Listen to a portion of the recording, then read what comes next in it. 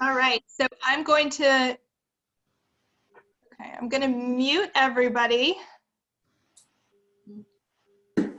And I ask that you just stay muted throughout the presentation, please. Okay, just for the enjoyment of all. Okay, so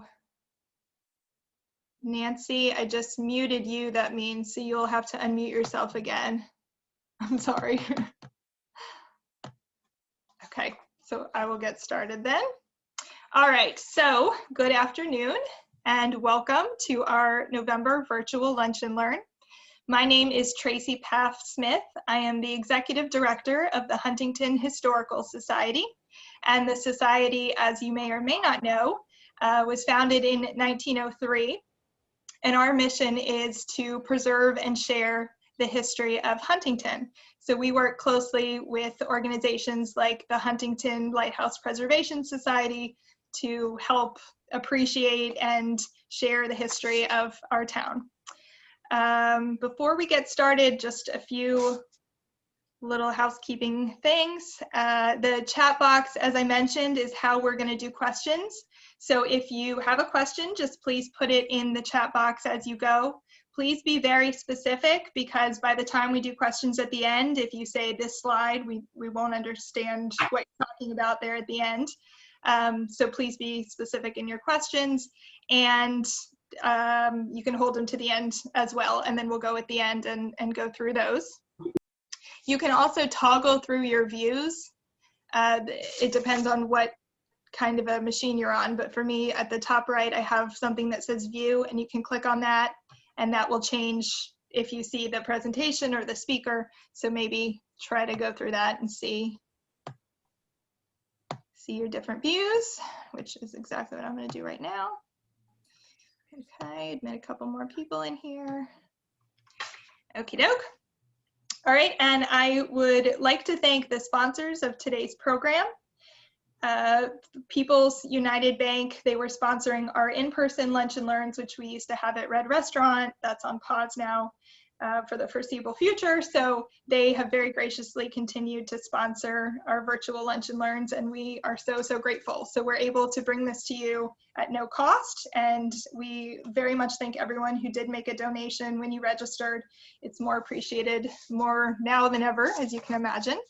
And thank you also to anyone who is a member of the Historical Society who joined us today. We are so appreciative of our members. One more thing before we get started is usually I announce our upcoming events, and we don't have one coming up just yet. So I'm going to share this with you, which I hope you can see. I can't see myself on the screen here, but this is a tote bag that we just created and we have on sale on our website, and it features the Soldiers and Sailors Memorial Building on Main Street. I'm sure you recognize it. So those are $15 and those are for sale, and it's a lovely sturdy canvas bag. So if you're looking for a gift, that would be a great one. I'll put the link in the chat at the end to where you can purchase that. All right, have I gone through everything? I sure have. Okay. So without further ado, it is my pleasure to introduce our speakers for today. Antonia S. Mattheou is the archivist for the town of Huntington.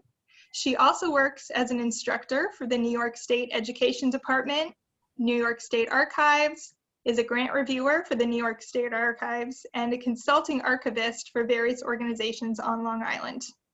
Nancy Y. Moran is a registered nurse with a Master of Science degree in Nursing Administration. She has extensive experience working in healthcare and has also been a Huntington resident for over 20 years. As an avid boater, wife, and mother of fishing enthusiasts, her appreciation of excursions past the lighthouse in Huntington Harbor has served as an inspiration to participate in writing about its historical inception and its renovation. So without further ado, welcome Nancy and Antonia. Thank you so much for being here today, and I will turn it over to you. Well, hello, I'm Antonia. And I'm Nancy. Hello. And today we will share some facts about the history of the Huntington Harbor Light Houses, as well as some facts about fascinating characters in the history of the town of Huntington. This presentation is based on a book that Nancy and I co-authored, and it was released back in May of this year by Yacht Publishing. Nancy, and the book, of course, as you see, it's called Huntington Harbor Light House. How can I forget that? Nancy and I spent 3.5 fun years researching and writing this book. And we had some wow moments when we will discover details or some facts that we could not understand before. And our resources were definitely the National Archives and the Huntington Historical Society, the Huntington Public Library, a lot of yacht clubs in our town, the Huntington Archives, and definitely the Lighthouse Archives. There were a lot of good people also who helped us and support us while we were writing the book. I would like to mention Karen Martin, who is the archivist of the Huntington Historical Society, and Teresa Schwinn, she is the assistant director of the Huntington Public Library. Also, there were a lot of members from the Huntington Lighthouse Preservation Society. We had Sue and Steve Eckers, Susan Glazer, and of course we had Diana Glassman and Michelle Mirov, whose mission these days is to sell as many copies of the book as possible, because every penny that we make, including our royalties, go towards the preservation of and the maintenance of the lighthouse. I would also like to say thank you to Terry Kinch for her sense of humor, get us out of difficult times sometimes. And Kathy Barnhart. Kathy and I worked together, and she had always been there during bad times and good times, and she would kind of hold my hand every time that I was in a bad shape, so to speak. Nancy and I are very proud of the book, not because we wrote it, but because it has a lot of true facts throughout the 6 chapters that highlight the history of our town and the history of the lighthouse.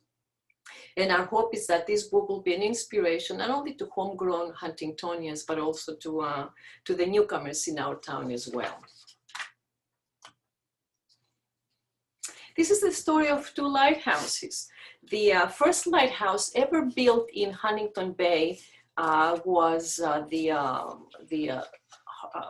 Lloyd Harbor Light Station. That was the official name, and you can see the ruins or the site where the lighthouse was located on the left-hand side of this image. The second lighthouse, it was built in 1857. The second lighthouse, our lighthouse, which still stands today, was built at the entrance of Lloyd and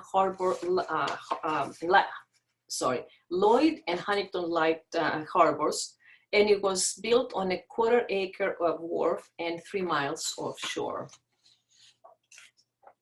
The Lloyd Harbor Light Station was built at the cost of $2,929. The lightkeeper's quarters was 1.5 stories high. It had a shingled roof, and it was built of wood and brick. It had 1 living room, as we will call it today, 3 bedrooms, and 1 kitchen. There was also a 5,000-gallon capacity cistern that was used to collect the rainwater for drinking purposes. And the cistern was constructed of brick, and it was lined with cement. Now, the water was purified with lime and charcoal, because that's what they would have back then.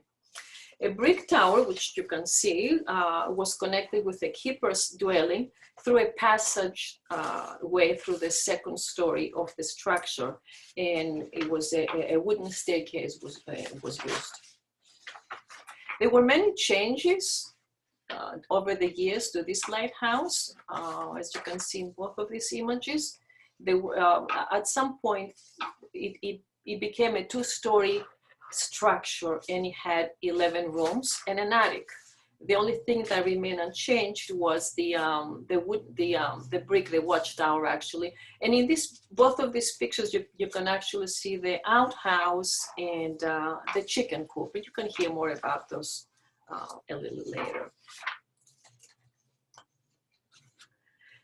When the new lighthouse was built in 1912, the 1857 lighthouse became inactive. And then disaster strikes. On November 12, 1947, the Lloyd Harbor Light Station was destroyed by fire.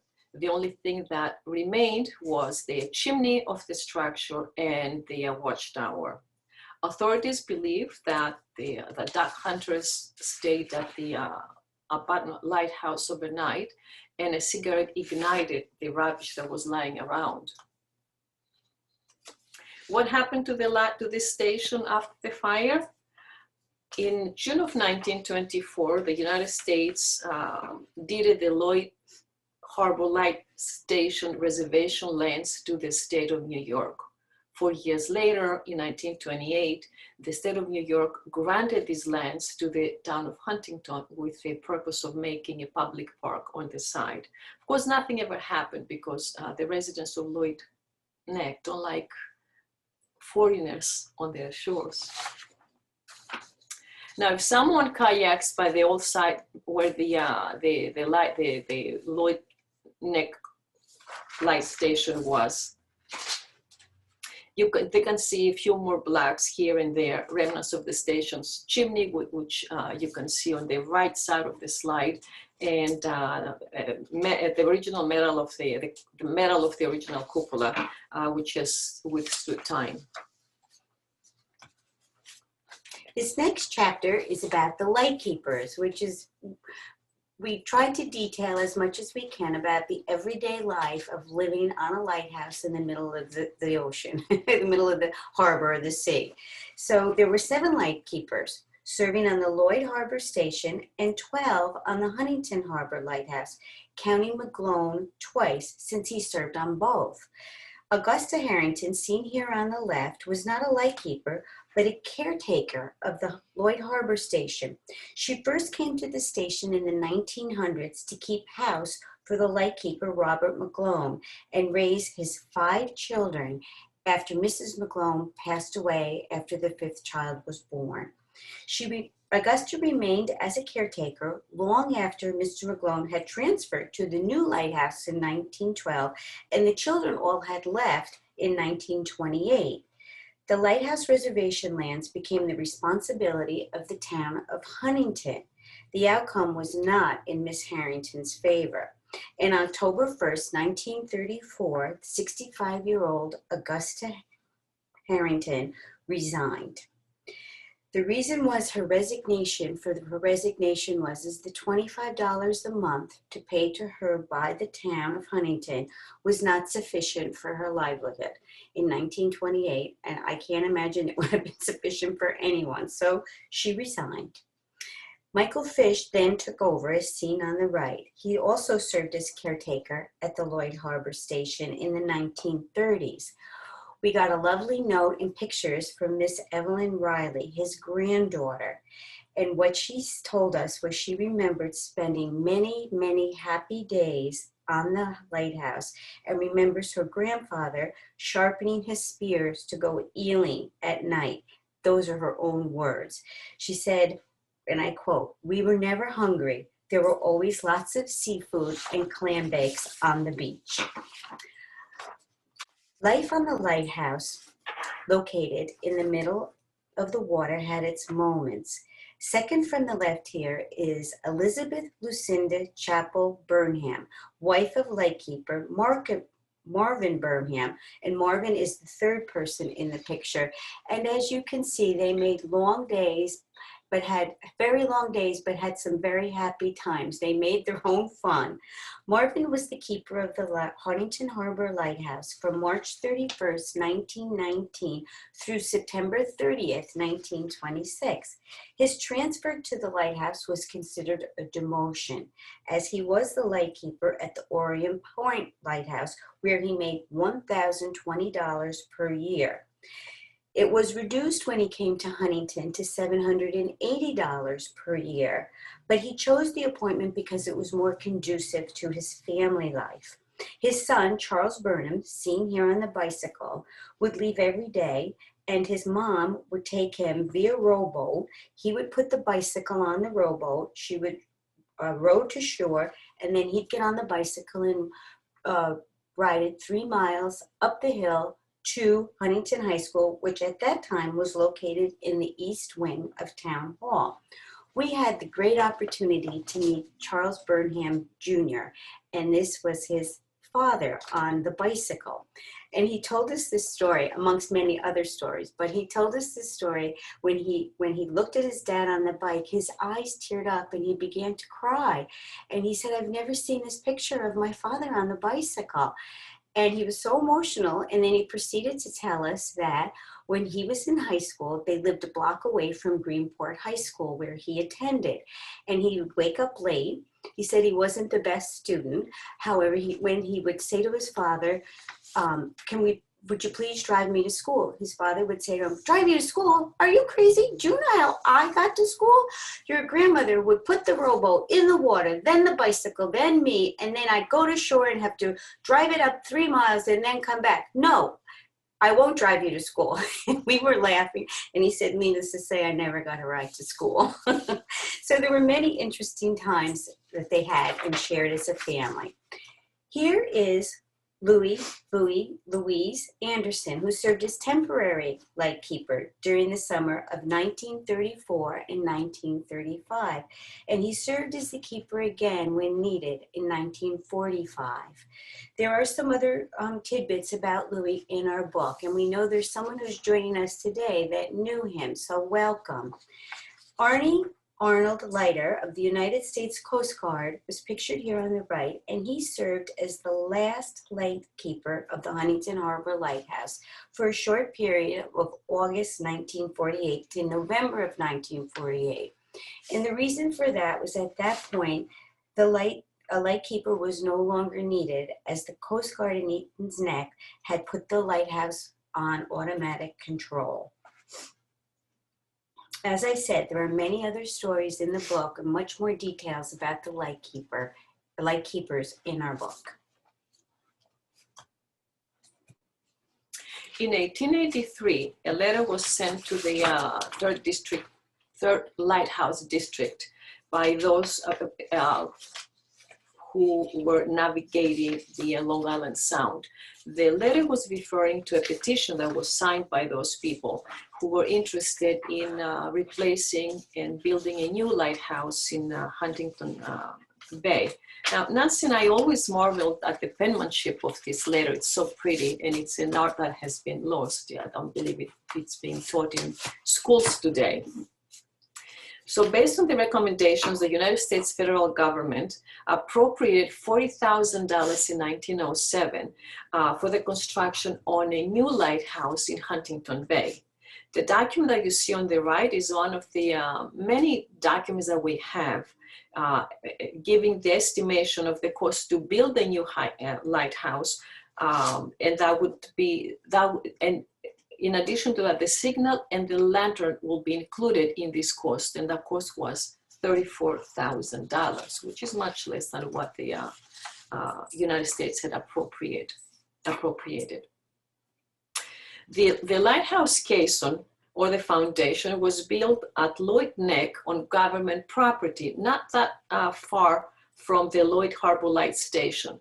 It weighed 300 tons, measured 30 feet square, 16 feet high, and it was divided by partitions into 4 sections. Each one of those partitions was 13 inches in thickness. Now, on September 23rd, 1910, and it was a Friday, and a telegram was sent to the lighthouse inspector saying that they tried to launch the caisson, but they couldn't because it became wedged, and it was necessary to bring a tug from New London to hold it off. Finally, on Saturday, October 1st, it was lowered into the position by a line of water into its partitions. The lighthouse structure is 2 stories above the foundation, and to that, the watchtower or light tower was added. This was the first port reinforced concrete lighthouse built on the East Coast, and it resembled a castle. Now, this is one of the few pictures that we have that also has the privy, the outdoor privy. And the privy was mounted on a set of stilts attached to the east side of the lighthouse. Although the privy showed in the original plans, it was not installed before December 1912. And there were plans to remove it shortly after that because it spoiled the architectural effect attempted in the design of the lighthouse. Now, an indoor toilet was installed in the basement of the lighthouse in 1928. In 1948, the Coast Guard assumed responsibility of the lighthouse. With no light keeper there, the whole structure had fallen into disrepair, and it needed extensive work inside and outside. As you see, the roof had collapsed, and there were a lot of holes in the foundation and the whole structure of the lighthouse. Unfortunately, or I should say fortunately for us, the Coast Guard was not in a position financially to support and restore the lighthouse. And that is when in 1985, the Save the Huntington Lighthouse organization stepped in and accepted responsibility for restoring and maintaining the structure of the lighthouse, while the Coast Guard remained responsible for the foghorn and the lantern. To this day, the lighthouse is an active aid to navigation. And the work began. Restoration of the lighthouse was done in phases. Between 1988 to 1998, a lot of things were accomplished. Among them was the restoration of the cupola. And we always, you look at these pictures, you say, wow, that's when we have the wow moments. You see this gentleman all the way on the cupola restoring it, and it looks so easy. He makes it look so easy, but I don't think it is.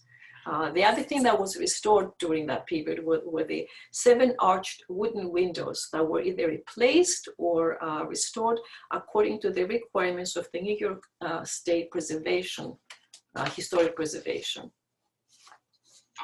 A lot of people volunteered their services during the restoration, but what made the restoration effort really challenging was the fact that there was no water or electricity on the lighthouse. These are 2 images of the interior, first floor of the lighthouse. The bedroom was separated from the living space by a closet. During restoration, the upper part of the closet was removed, and it was replaced with a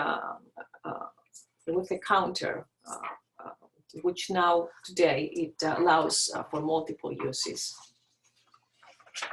2 more pictures of the interior of the lighthouse. You see the ceiling and the walls, and the walls, they were not insulated, and one wonders how cold was it really in that building during those harsh winter months, since the only heat was provided by a potbelly stove. During restoration, new wire lath and plaster finish over terracotta flooring tiles was installed to restore the lighthouse walls and the ceiling. Seen here is Donato Gustier-Ferro, a professional mason, applying plaster to the walls of the living quarters. Donato, like so many other individuals, donated and volunteered their services during the restoration of the lighthouse.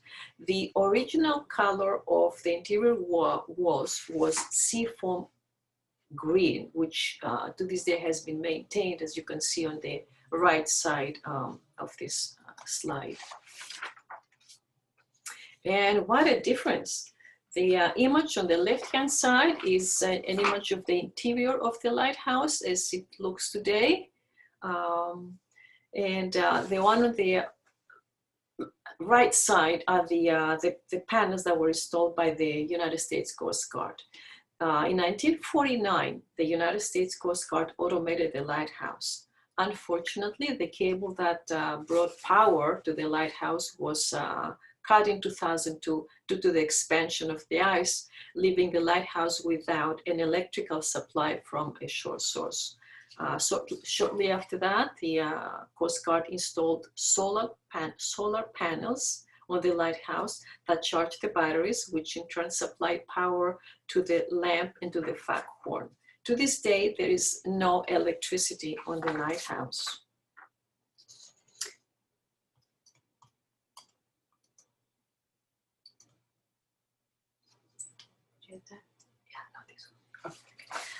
Peaceful times. After the first restoration effort was completed, we really did have a few happy years. And then in 2011, after that, we realized it was now time to address our foundation. How bad is it?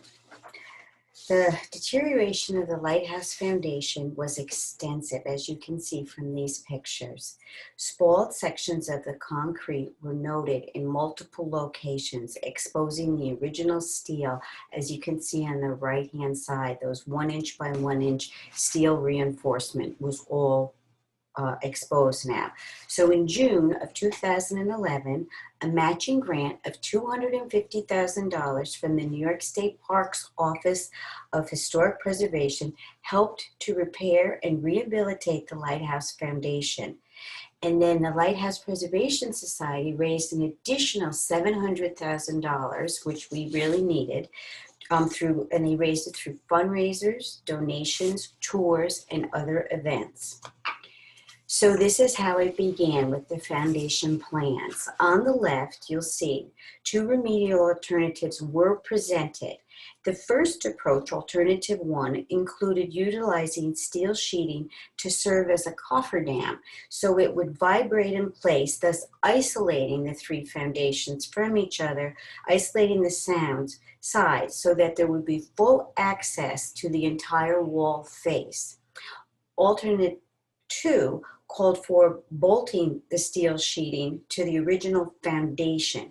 This alternative provided access at the time of the tide swing from low to high, which reduced the physical workday, thus affecting production.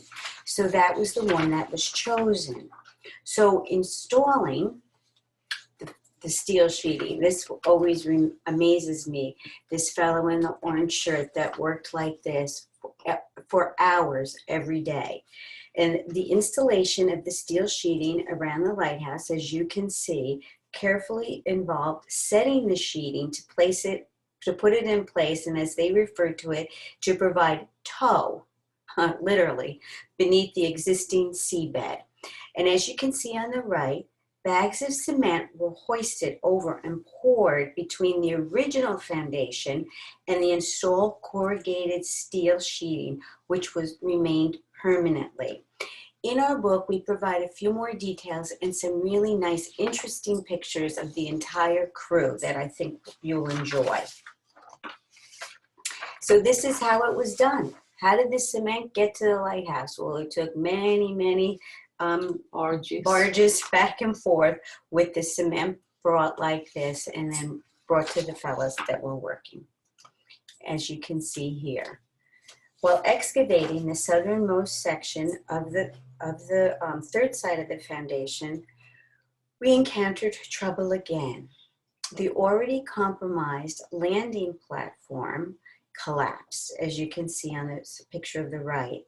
It was then discovered that there were 2 platforms, one over another, which we didn't know.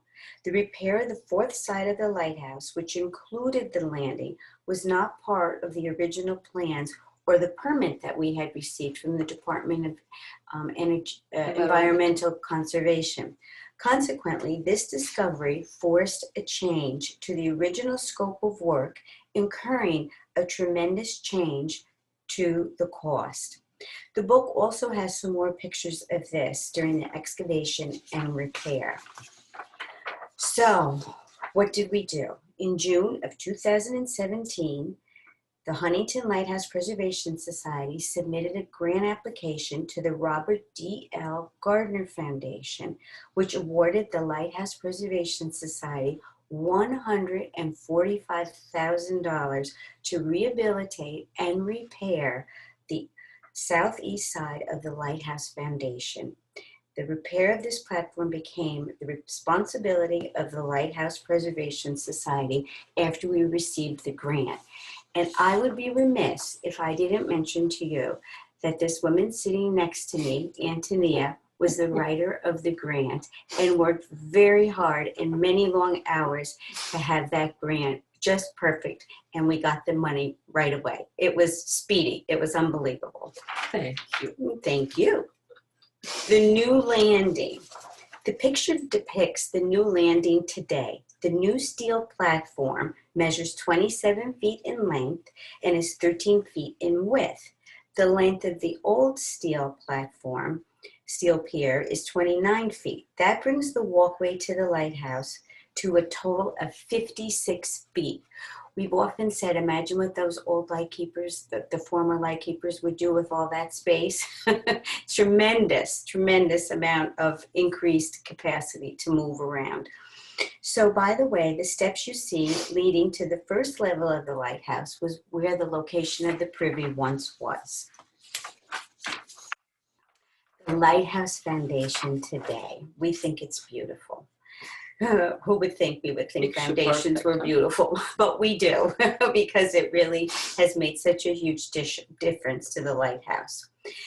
The two close-up images of the steel sheeting that surround the Lighthouse Foundation 360 degrees. Between the face of the foundation and the steel sheeting, the concrete measures 12 inches in thickness. That doesn't seem like a lot, but it was a tremendous increase to where it had before when it had deteriorated. To protect the structure further from tidal action, the riprap on the right was redone, and it was done how it previously existed. So they had to then redo it. They first had to take it off, and then they redid it all. So it was reinstalled to just protect the foundation to hopefully not have problems in the future. Here it is, our lighthouse today. She's a beauty right there. The only difference in today, if you did have an aerial view, would be the cupola was painted red a few years ago. There she sits. And our beautiful Huntington Harbor. We do believe that the last chapter of the book discusses Huntington Harbor, which we do feel is one of the prettiest views of water found on the borders of Long Island. But it was not always like that. There was a time that the section of the town's waterfront had significant problems. Huntington Harbor in the 1930s was condemned by the New York State Conservation Commission, and the removal of shellfish was restricted from the area for many years as a health measure. The Rivers and Harbor Act of 1945 enabled towns throughout the entire state to make improvements to their harbors. A suggestion was made to the town by Frederick Bickman, who was a Commodore at the time at the Huntington Yacht Club. He called for the dredging of the town harbors by a firm at no cost to the taxpayer. On November 3rd, 1948, the request to improve Huntington Harbor and Bay was signed by the town supervisor, Walter Fassbender. The drastic dredging program was completed in 1961, begun in 1945, and ended in 1961. Of course, it wasn't consecutive, but it did occur, throughout those years. And to this day, it's considered the most important project undertaken by the town of Huntington to improve our harbors. So this is what it entailed. The town trustees hired the United States Dredging Corporation, called Magic City, to dredge all the Huntington harbors. The original contract, of course, was renewed several times during those 16 years. And there was an unforeseen circumstance, such as described in a letter from the foreman of the dredge. And I quote from the letter, "The operator of the hoist has suffered a nervous breakdown and will not be at work for at least a month." So I guess that says it all, that it was a pretty significantly stressful job to dredge it. But once the dredge was completed, the treacherous entrance to the Huntington Harbor was widened some 300 feet. The fishing trawler Tora and Stan Thompson.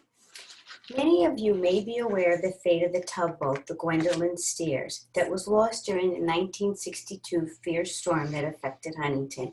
But few know the story of the fishing trawler, Tora. In early January of 1963, the families of the Gwendolyn Steers crew hired the trawlers to search for the boat and her crew. Ed Townsend, skipper and owner of the Tora, was an adventurer, an entrepreneur, a pioneering scuba diver, and quite a cavalier character. Ed was determined to plow through the ice-encrusted Huntington Harbor to search for the missing tugboat and her crew. Huntington native and professional diver, as seen here, Stan Thompson, crewed on the Tora in this search mission.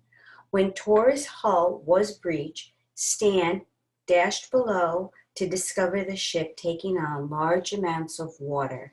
As Ed tried to maneuver and beach the boat, Stan yelled up to him in the wheelhouse, "Ed, we're not going to make it." Despite the crew's frantic effort, the Tora sank at just mere feet from the Huntington Yacht Club. Tora's double life as a working dive boat and party boat was evidenced by the upright piano and cases of Rheingold beer frequently seen on the aft deck.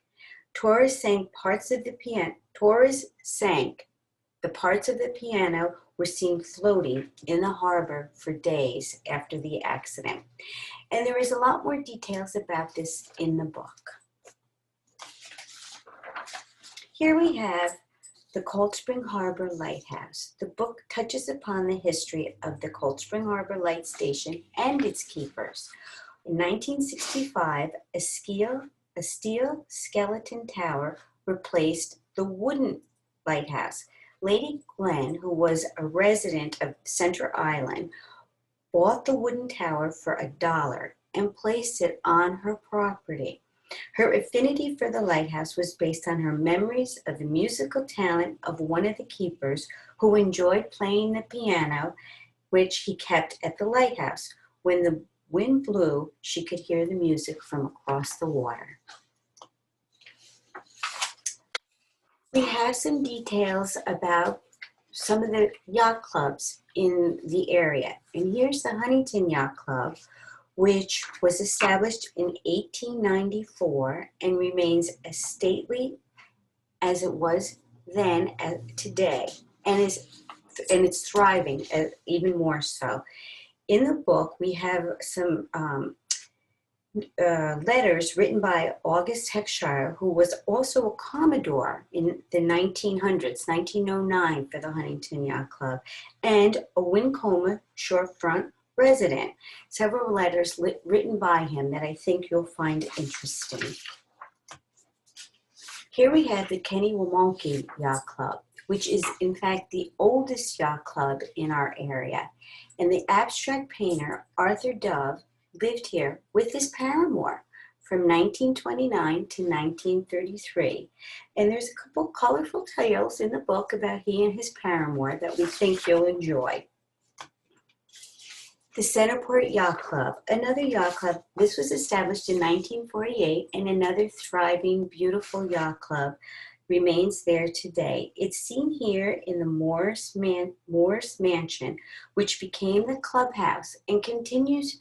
The clubhouse has been refurbished, but there still are many rooms from this mansion that are utilized today. And here's a picture of the Morris family enjoying a little picnic on their grounds on a summer day in the beautiful, that Mill Dam Centerport area.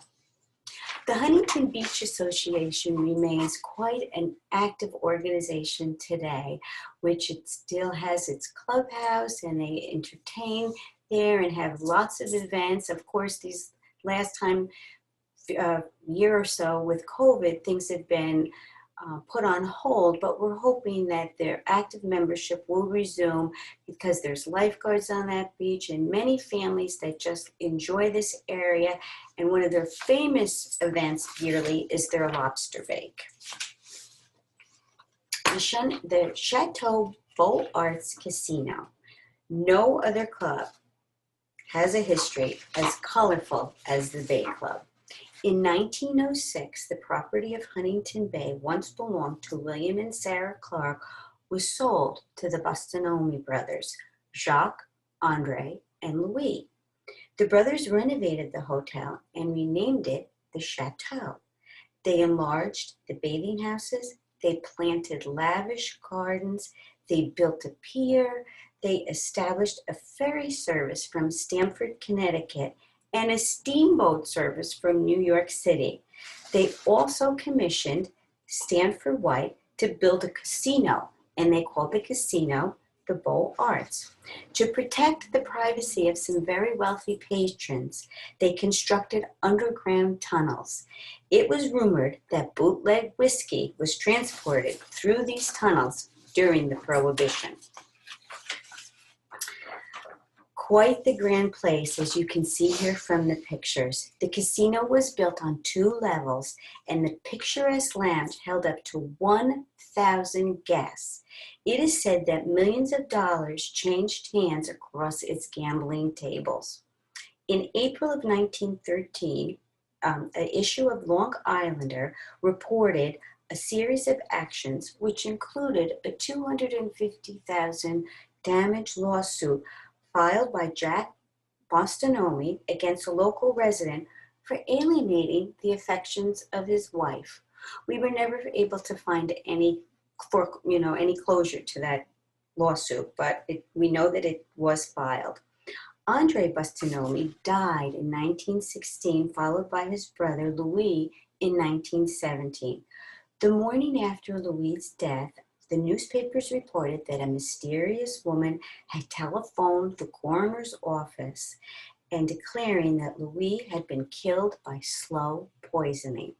The matter never came to court, but the most colorful 8-year period in the Bay Club's glamorous history had come to an end.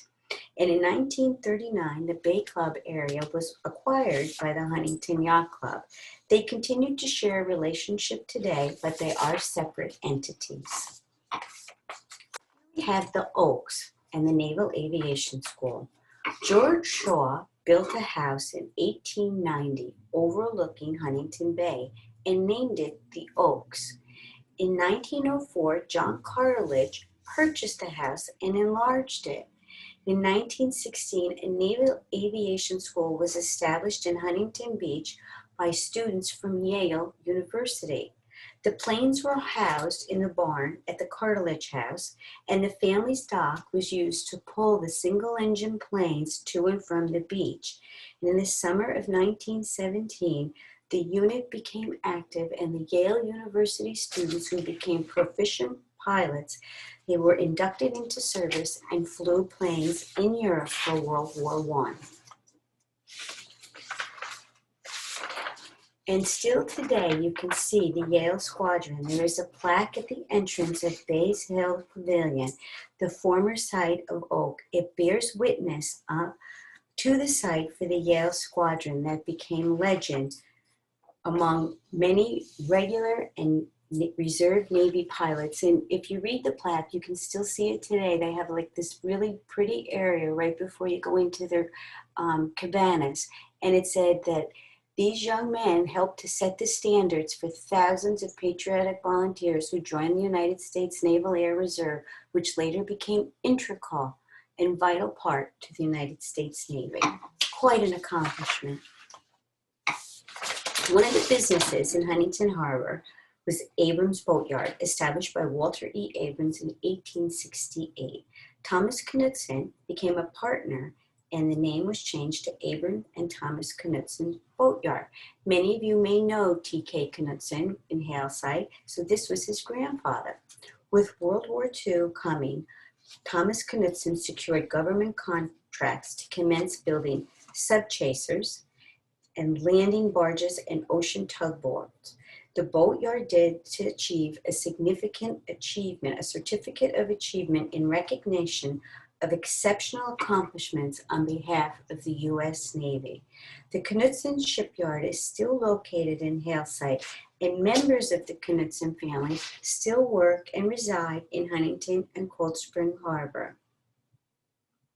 There are other details in the book about the Knutson shipmaking that were very significant during the times and how they contributed to the area and what and the accomplishments that they have.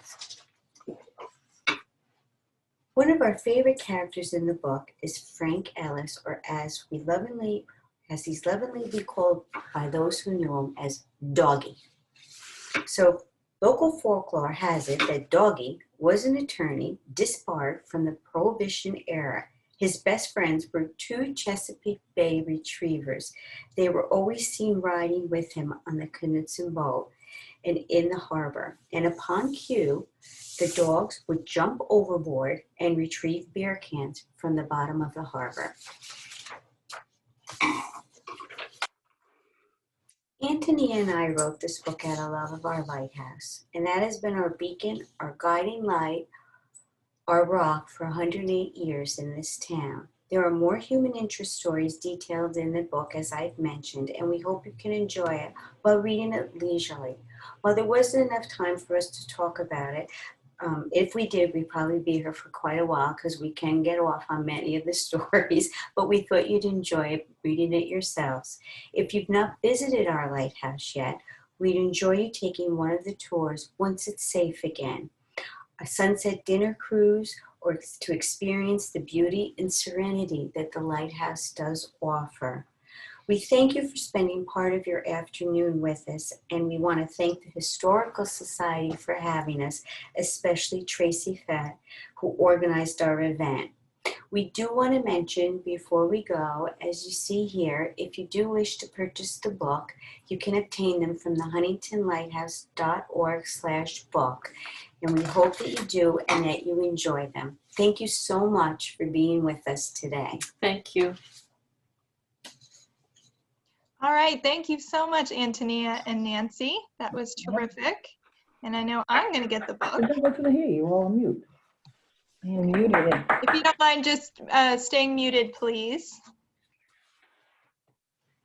Okay, so we're going to get to questions now. I saw a few come in during the presentation. Okay.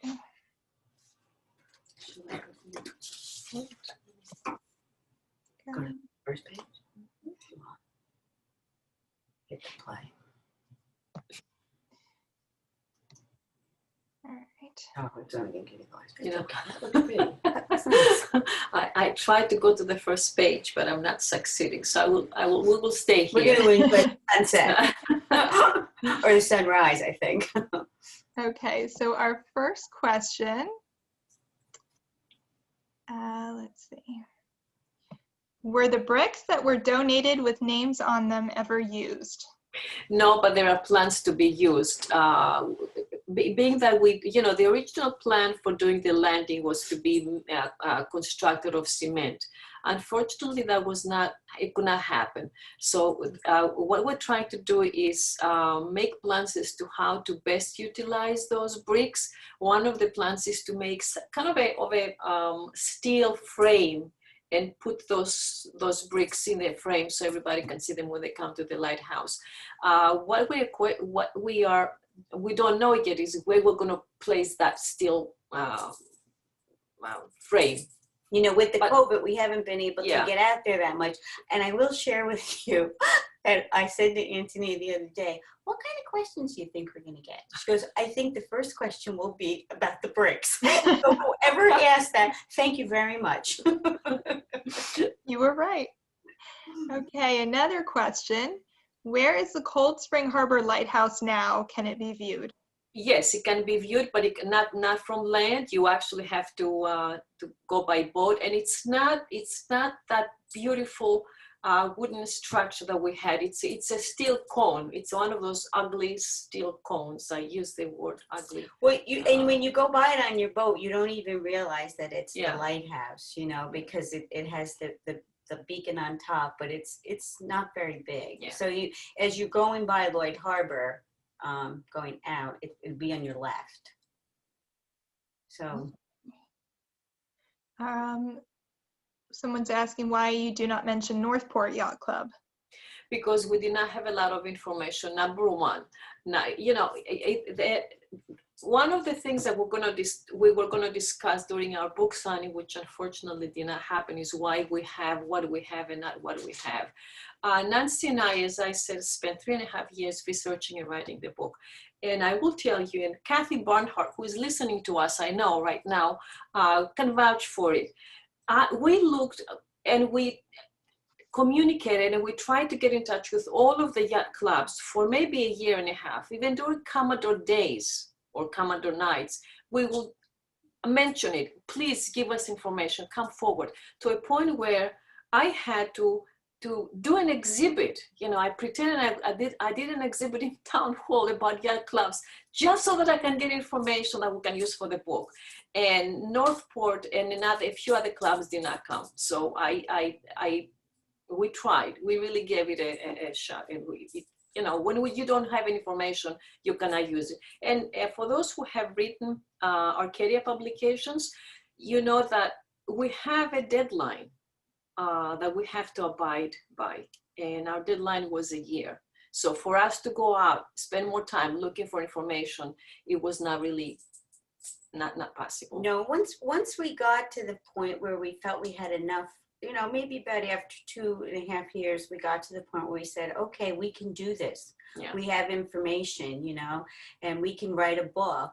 And then you get the all your paperwork and everything from Arcadia. When you sign that dotted line that says it's only going to take you 1 year, the commitment's made. So there was no going back. Well, but, you know, we can always write another book. Someone is willing to come forward with more information about the other yacht clubs. We'll be more than happy to write another book. All right. Is the steel drum off West Neck Beach where the Cold Spring Harbor Lighthouse was? Say that again? The steel drum off of West Neck Beach, is that where? You mean the cupola, the part of the cupola, the remnants? Is that what we are? Is that the steel drum? The steel. Okay, when you go to the side where the Lloyd Harbor Light Station used to be, there are some blocks there. Actually, Diana took pictures. The pictures that are in the book are the ones that Diana took while she was kayaking out there. And there is some rusted metal. That's part of the cupola. Does that answer the question? If it doesn't, if you'll clarify, let's see. If you'll ask again, and then we can get better clarification. Okay. Maybe we can ask Deanna, because Deanna's shaking her head no. Where exactly was the Casino Beaux-Arts? It's in, is it with the head of the Bay Yacht Club? Right, where the Bay Club is Bay today. Club, yeah. If you've been to the Bay Club today, actually when you look at those pictures I showed, it showed a dock. And that dock is still the one that connects to the current Bay Club today. You know, it's been refurbished, but that's exactly the same area. That's kind of the same positioning of it. And the parking lot of the club is where the hotel was of the Beaux-Arts. Mm-hmm. I think we could have had a good time at that chef. It was beautiful, those images. Right? Isn't it? And the tuxedos and everybody dressed up. It just looked so much fun. That looked wonderful. All right, a couple of notes to say thank you, and this was great. Oh, thank you. Was Magic City at Panama Canal prior to Eaton's Neck Sand City services? No, it was in Oyster Bay. Oyster Bay, okay. And that's why it was convenient from Oyster Bay for the Magic City, the dredging company, to come over to the town of Huntington waters. I guess the title of it is a little bit of an oxymoron, huh? Magic City to dredge the worst harbor that they've seen. But in that poor guy that had the nervous breakdown, I don't know. Or maybe he needed magic to feel better because of his job. I don't know. Interesting name. Okay, I have a note from S. Parisi that says, thank you so much, Antonia and Nancy, miss you. Thank you, Sue, and thank you. The picture of the Cold Spring Harbor Lighthouse is a picture that Sue gave to us. So there were a lot of people who really contributed, and we thank all of them. And I must say hello to Lillian. I see Lillian Najarian there. Hi, we miss you. She's in Naples, right? Yeah. It's a beautiful day in Naples, Lillian. Oh, that, yeah, not such a beautiful day here, though we had so many beautiful ones. I guess we Right. were due for some crummy ones. Bruce says Century of Tradition is a nice history book of the Northport Yacht Club for Joan, who asked before. Oh, great. Here's a Haven't read that. congratulations. Thank you. Thank you. Here. Can you please say the name of that book again? It is, Huntington Harbor Lighthouse. I Or think which one is The that? Northport. Oh, the Northport. I think it's the one that, yeah, I think it was, let me find it. Something of Tradition. I've seen the book before. I don't remember the title. I will send that to you, Joan. Okay, I did have one more question. I heard maybe rumors that the lighthouse would be rented out for like an overnight. Well, we do have a lot of plans because we need to sustain the lighthouse. As you know, we can get grants from the Gardiner Foundation. We can get grants from the New York State Preservation organization or division. But you know, that's seed money always. They don't give you the money for the rest of our lives. You know, we have to come up with money. This is why we're thinking maybe we can, you know, once we have the lighthouse in a condition that we want it to be, we could rent it out for a night. Of course, being that it's in the middle of the water could be a little challenging, you know, because the boat will always have to be nearby. We do, as you know, the music fest. We do tours almost every other weekend during the summer months. We have the light parade. So we do have to come up with different events to sustain the lighthouse. And yes, that's one of the things that we will love to see happening. I mean, it I sounds will be the first one to steal the lighthouse. it sounds Overnight. fantastic. But then when we start to think about all the logistics to it, just in terms of safety and insurance coverage, and then when we read about our history and know some of the tragedies that have happened, so it's something that we will certainly want to look more into and consider, but it has got a lot of pieces to that. So we're hopeful. We just hope that maybe the dinners resume, because that's fantastic. Yeah, and it's something that the whole Huntington Lighthouse Preservation Society board needs to decide on. You know, it's not up to me and Nancy. You know, I want to make that clear. The society has a board, and the members need to decide what those events are going to be. Great active members too, I might add. Okay. Someone mentions you can see the Cold Spring Harbor Lighthouse base from the causeway to Lloyd Harbor. Yes, Oh, you can. yeah. Yep, that's the best view from land. I should have mentioned that too. Can you elaborate on the tragedy? Not sure which.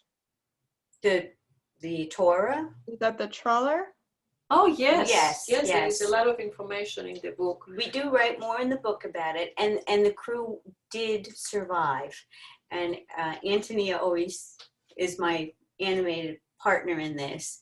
And the reason why they found him, Stan found him, was what was happening, Antonia. Yeah. Before we mention that, is he talking about Gwendolyn Steers or the Torah? I'm imagining it's the Torah. If you'll write it in the chat, and then we'll come right back to this question. Okay. Now, Torah went out to find the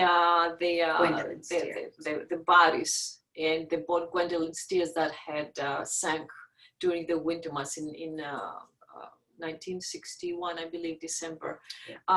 Now, they went out in early January, and of course it's still snowing, and there is the ice in the harbor.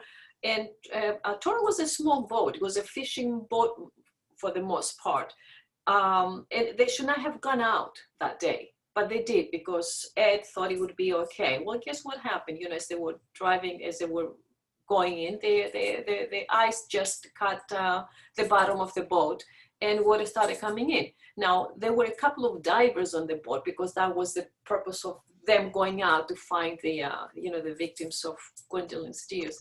And some of them dived. Now, one of the divers got caught underneath the ice, and the only thing that saved him, I guess he was able to break the ice with his finger, put the finger up out of the ice, and this is what they saw. They happened to see it. And they got lucky. Yeah, they dived back and they saved him. But everybody from the crew, the whole crew from Tora survived. Yeah, Tora. Only the boat. There was a vanished. horrific storm, that had occurred. And we spoke to Stan Thompson. He was one of the divers, and we spoke to him before, doing the book, before writing the book. And he's the one who told us the stories. Mm-hmm. And again, we would have loved to have him as our guest during our book signing. And we're still hoping that when the pandemic, it's not here, we will be able to do that. I hope so too. Hopefully. Yeah, we're hoping. We had great plans for a book signing. I know, what terrible timing. Mm-hmm. All right.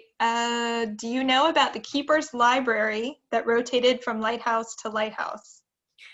No, we don't. And I would have loved to know. We would have loved to know that story, because I would have made another page. Yeah, we would have included it. We didn't find that in any of our research. Can you share with us who's asking that? Yeah, Lucy, if you could maybe share some more information on that, maybe for the second book, for the second installment.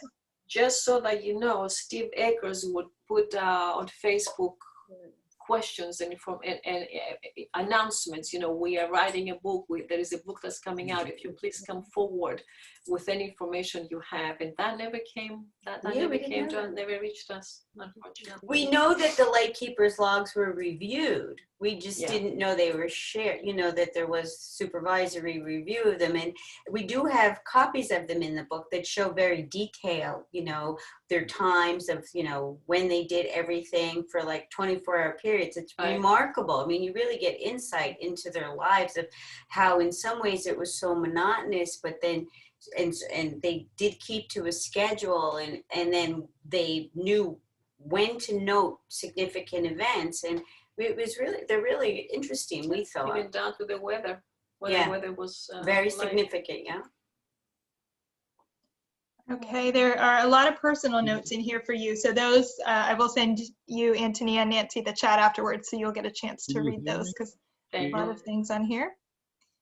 Is that Bruce? Is it Lucy Bloom? No, can't read it. Lucy? Yeah, Lucy. Do they have a question? Is it Lucy? I couldn't tell who it was. I didn't see it. There's a comment in here that Tug GS was December 1962. Mm-hmm. Mm-hmm. Oh, Gwendolyn Steers. Yes, that's December 1962. Right, that's what we have in our book. We said 63, but it is. No, 62. Yeah. Okay. And then Susan says something about no electricity and no running water. I think that was a comment to something you said earlier. Yes, there was. To this day, there is no running water or electricity on the lighthouse. It's amazing. Kind of nice and cozy, though. When we have our dinner tours, we do have candlelight all over the lighthouse. It's kind of. pretty. It can be quite romantic, and relaxing, but that's as long as a storm doesn't come up. Yeah. You don't have many alternatives with the tenders that go, back and forth if there was a major problem. Yeah, the sunsets are spectacular. Yeah. Oh, I bet. Yeah, so we see in the picture that's up right now. My goodness. Yeah. And Susan, who said that, was just clarifying that was in reference to a sleeping over at the lighthouse with no electricity and running water. Yeah. The true camping. Yes. Without campground. But it's cold in there too. Well, it's not as cold as it probably was before because there's insulation, but it can be chilly even on a Labor Day weekend night. Yeah. Summer is beautiful. You open the windows, there is this beautiful sea breeze coming in. It's nice. We like it. All right. Hoping the Lighthouse Music Festival will return. Thank you for a wonderful presentation. We pray for it. We truly pray for it. It's going to come back. I mean, we did not have it because of the pandemic this year. That was the only reason. We had to cancel all of our events this year, except the, selling of the book. That's the only fundraiser that we have. everything else cannot happen. Yeah, we're in the same boat. We Right? understand. Like everybody. Yeah. you know. Yeah, it's tough here for all organizations. We're hoping it comes to an Businesses. end soon. Mhm. Yes, certainly. Susan says, Antonia, she likes your new hairstyle. Oh, thank you, Susan. All right, that looks like the end of the questions. If I missed anything, if you wouldn't mind just typing it in one more time. I will leave the Zoom open for a few minutes. If anyone wants to ask questions, interact, to say anything to Antonia and Nancy, I will go ahead and leave that open. Yeah. And thank you, everyone. Thank you so much for joining us. I will send you this recording probably Monday. Takes a while to download and get up, but I'll send that, and I'll send you the link to the book and the link to the tote bag I mentioned as well. So thank you again. Have a wonderful weekend, and hopefully we'll see you next time. Thank you, Tracy. We Thank really you. appreciate it. Thanks for being with us. Thank you, everyone. Thank you very much. Anthony and Nancy. Beautiful. Well done. Thank you. Oh, Dorothy, it's so nice to see you, Thank you. even from a distance. Thank you, Dorothy. See you soon. Thank you. And I saw Michelle and Terry earlier, and Deanna, of course. Thank you. Thank you, Tracy. Oh, Thank you, Antonia. Thank you, Nancy, so much. Thank you. Thank you. See the black Hi, streak. Nan. Hi, Antonia. Bye-bye. Bye. Bye. Bye.